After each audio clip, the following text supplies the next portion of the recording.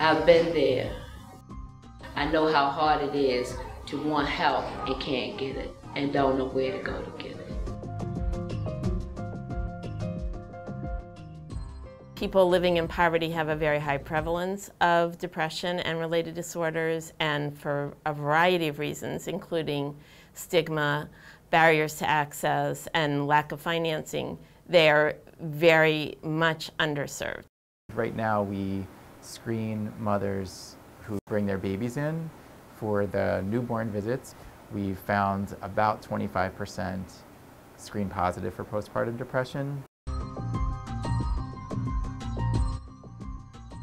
The core of this model is the BHLI contracts with a provider, Johns Hopkins Bayview Medical Center, for psychiatric and social work services, a team that goes out into these non-traditional sites. And then we build partnerships in those communities so that we can build trust and reduce stigma and really have effective care. Healthy Start is part of a national program. It's run by the city to address the needs of low birth weight. When they come here to Healthy Start, a program that is well known in the community that provides a lot of different services, no one knows why they're coming in the door. They could be coming in the door to get formula for their baby.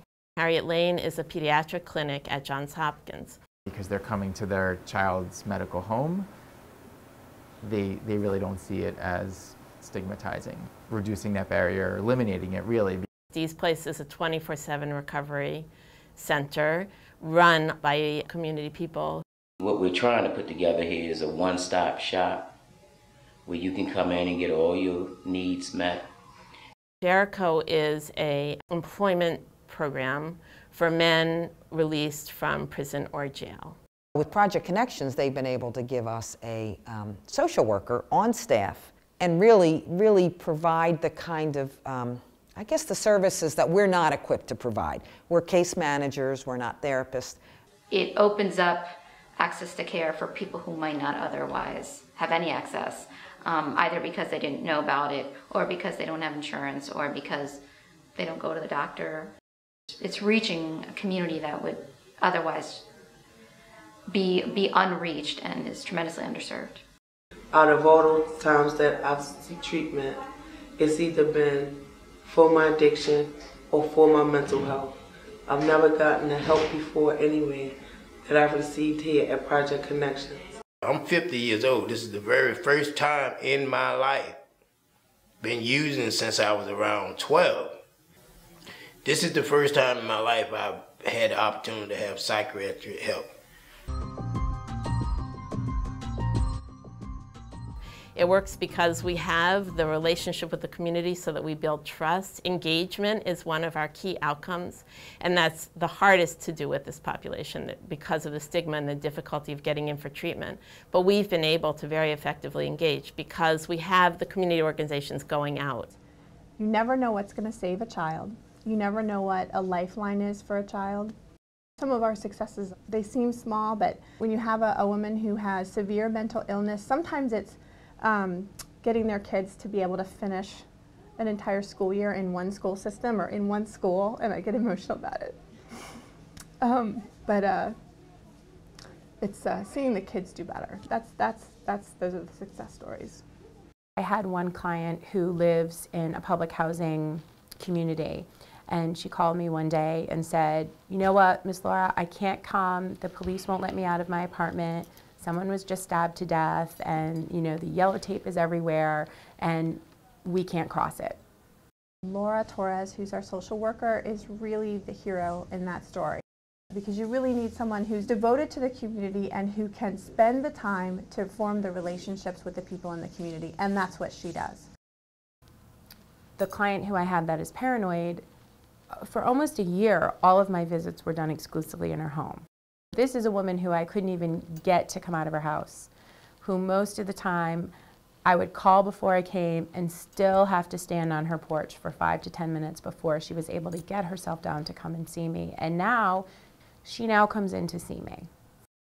I've seen people come in that were homeless, come in to the 12-step meetings and ask for help, obtain services for their drug treatment, receive mental health therapy, And I've seen them go from homeless to being 6 months clean in their own apartment and still coming to the meeting every day.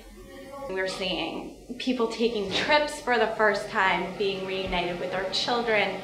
Going to school, starting school while they're in our program, getting excited about doing something like that, getting jobs. Being accepted back into their families and being welcomed back to stay with their families. One of our clients just got their license to be a pastor. Yeah, but I have a license to preach the gospel. I just achieved that last week. We have a gentleman that was locked up for 28 years and did 14 years in solitary. To be honest with you, I didn't believe he would make it. He's proven us all wrong. He comes to therapy on a regular basis. This guy has his own place, has his own car, is working and is doing a fantastic job.